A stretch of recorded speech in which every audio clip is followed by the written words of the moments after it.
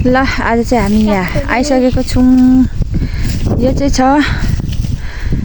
मेरो श्रीमान अनि जेठाजु आमाजुहरू अनि देवरहरू नन्दाहरू जन्मेको घरमा म चाहिँ आइसकेको छु। मान्छे नबसेपछि घरको हालत चाहिँ यस्तो हुँदो रहेछ। माथिबाट तिर्पल कि प्लास्टिकको त्यहाँ छोपेको रहेछ, सबै हावाले उडाएर दुई हावा आइरहेछ। अहिले 3 बजिसकेको छ। यसरी छ हालत चाहिँ यस्तोरी रहेछ। यहाँ घुम्दै भिडियो खिच्नु पर्यो। सबै हावाले त्यसरी उडाएर चाहिँ हालत बनाएको रहेछ। होइन म यता गएको भनिसक्यो केही छैन।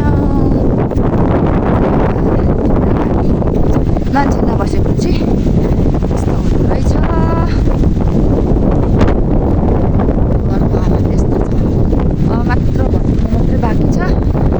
वरिपरि भिडियो गर्नु पर्यो। ल मेरो छोरा पनि हावा दुई आइरहेछ। ल यता यस्तो रहेछ। माथिल्लोपट्टिको हालत यस्तो छ। यसरी रहेछ। सब यस्तो छ है हालत।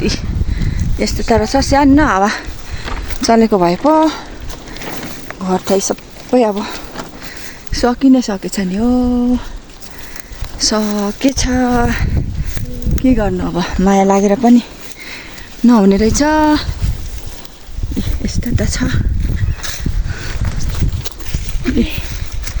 यस्तो छ। अलिअलि यहाँ दाजुहरूले बनाउँदै हुँदो रहेछ।